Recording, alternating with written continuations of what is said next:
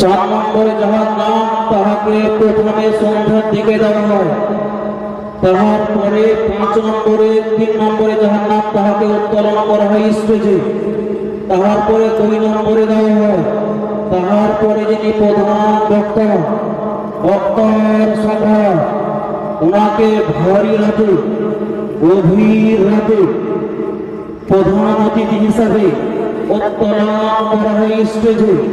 মানে ইনাদের চাইতে উনি জ্ঞানী বা সম্মানিত বা ইলমে কালামের দিক দিয়ে বড়, এটা বোঝাবার জন্য।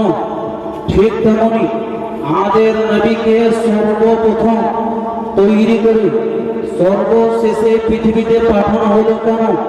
হযরত আদম সাফিহুল্লাহ করবে আমাদের নবীকে তৈরি করা হলো। হযরতে ইব্রাহিম খলিলুল্লাহ পয়গম্বরের আগে আমাদের নবীকে তৈরি করা হলো। হযরত ঈসা রূহুল্লাহ পয়গম্বরের আগে আমাদের নবীকে তৈরি করা হলো। সমস্ত নবী আগে বা পূর্বে তৈরি করার পর সর্বশেষে পাঠানো হচ্ছে হযরতে আদম সাফিহুল্লাহর পরে, হযরত ঈসা রূহুল্লাহর পরে, হযরতে মুসা কালিমুল্লাহ পয়গম্বরের পরে, হযরত ইব্রাহিম খলিলুল্লাহ পয়গম্বরের পরে, হযরত ইসমাঈল জবিহুল্লাহ পয়গম্বরের পরে পাঠানো হচ্ছে। তাহার মানে একটাই, হযরত আদম চাইতে আমাদের নবী বেশি বড়, হযরত ঈসা বেশি চাইতে আমাদের পয়গম্বর বেশি বড়, হযরতে বেরাদার ইসলাম ইয়াহিয়া পয়গম্বর চাইতে আমাদের নবী মর্যাদা সম্মান পাওয়ার বেশি। যার জন্য সমস্ত নবীর পূর্বে তৈরি করে সমস্ত নবীর পরে ওনাকে ইমামুল আম্বিয়া করে পৃথিবীতে পাঠানো হয়েছে। ইনি হচ্ছেন সব নবীর হেড অফ দ্য ডিপার্টমেন্ট। একদম ইনার ব্যাপারে উল্টো পাল্টা ধারণা আকীদা রাখা বদমাজের মতো উচিত হবে না। বেরাদার ইসলাম সেই নবীকে হাজির নাজির সুন্নি উলামায়ে কেরাম নিজ নিজ কিতাবে নিজ নিজ তাফসীরের মাধ্যমে বলেন এটা সত্য না মিথ্যা প্রমাণ নিয়ে যান। বেরাদার ইসলাম মুআজ্জাজ সামিন ইকরাম, এই গভীর রাত্রে এখন আপনি দিনাজপুর উত্তর দিনাজপুরে কাউকে ফোন করে জিজ্ঞাসা করেন, দাদা চাঁদ বা চন্দ্র কোথায়? আপনাকে উত্তর প্রদান করবেন, দেখো আমার চোখের সামনে আসমানে আমি দেখছি, তার মানে আমার সামনে চাঁদ হাজির। দেখো ধ্যান দেন। মালদা জেলাতে কাউকে ফোন করে জিজ্ঞাসা করেন চন্দ্র বা চাঁদ কোথায়? আপনাকে বলবে আমার চোখের সামনে চাঁদ হাজির। বেরাদার ইসলাম বীরভূমের কোনায় কোনায় যাহাকেই জিজ্ঞাসা করবেন একটি উত্তর পাবেন, চন্দ্র বা চাঁদ আমার চোখের সামনে। এবং আপনি মুর্শিদাবাদের কোন জেলাতে কোন থানাতে কোন আপনার গ্রামে কাউকে জিজ্ঞাসা করবেন একই উত্তর পাবেন। বর্তমানে কাউকে ফোন করেন একই উত্তর পাবেন। সৌদি আরবে কাউকে ফোন করেন চন্দ্র কোথায়? আপনাকে উত্তর দেবে আমার চোখের সামনে।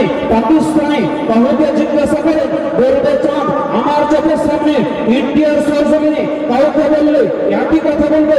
বাংলাদেশের সরজমিনে জিজ্ঞাসা করলে একই উত্তর পাবেন, চাঁদ বা চন্দ্রকে আমার চোখের সামনে দেখছি।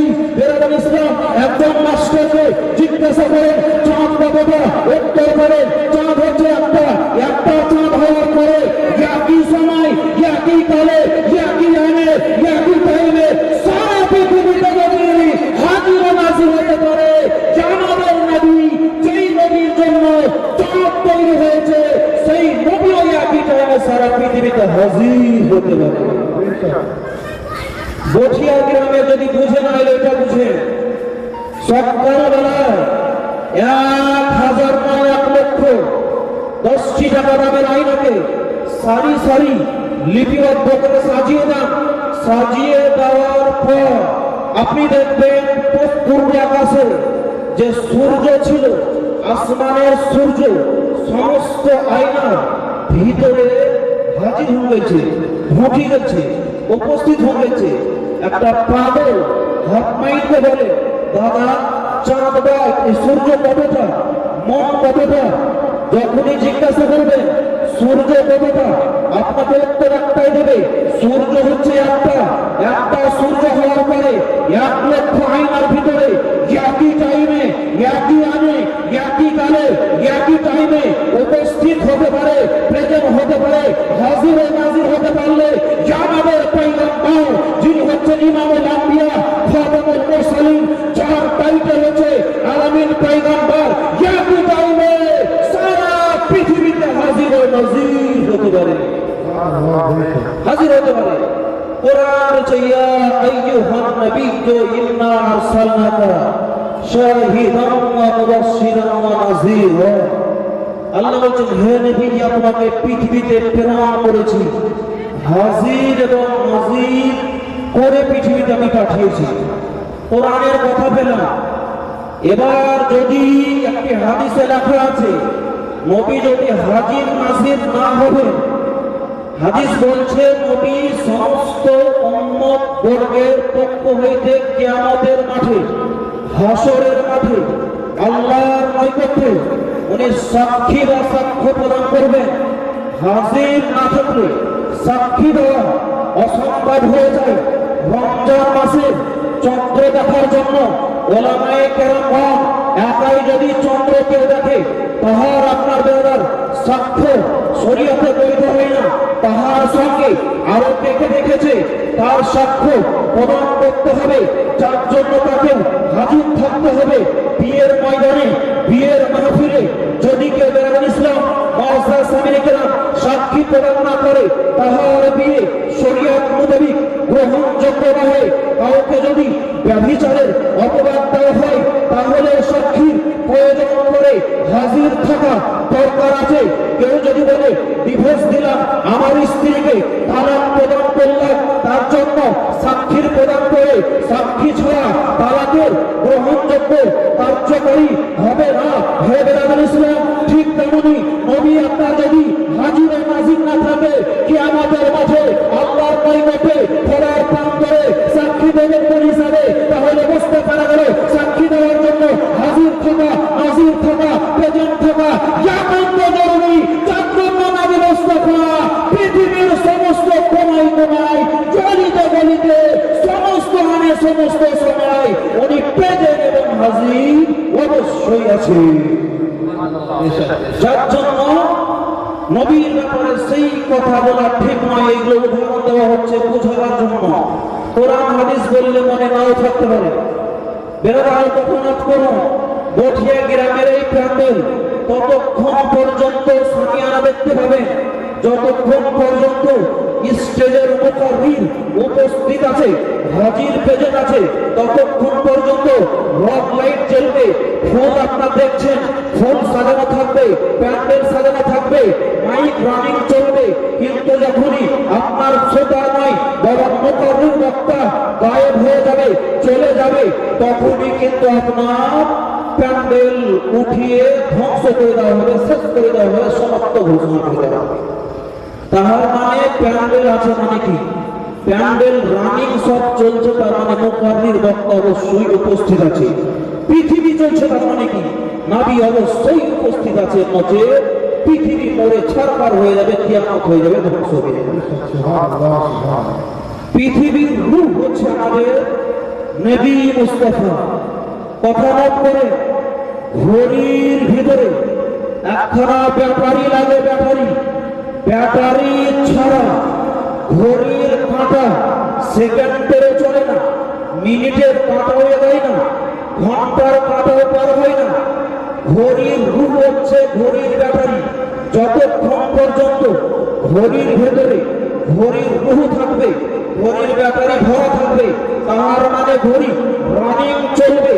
যখনই ঘড়ির রূহ, ঘড়ির আত্মা, ঘড়ির ব্যাটারি বাহির করে দেবে, তখনই আপনার বেরাদুল ইসলাম ঘড়ি চলা অফ হয়ে যাবে, বন্ধ হয়ে যাবে। ঠিক তেমনি পৃথিবীর রূহ হচ্ছে আমাদের নবী মুস্তাফা। নবী মুস্তাফা আছে, তাহার মানে পৃথিবী রানিং চলছে। পৃথিবীর রূহ যখনই বেরিয়ে যাবে, চলে যাবে, তখনই পৃথিবী চলা বন্ধ হয়ে যাবে, অফ হয়ে যাবে।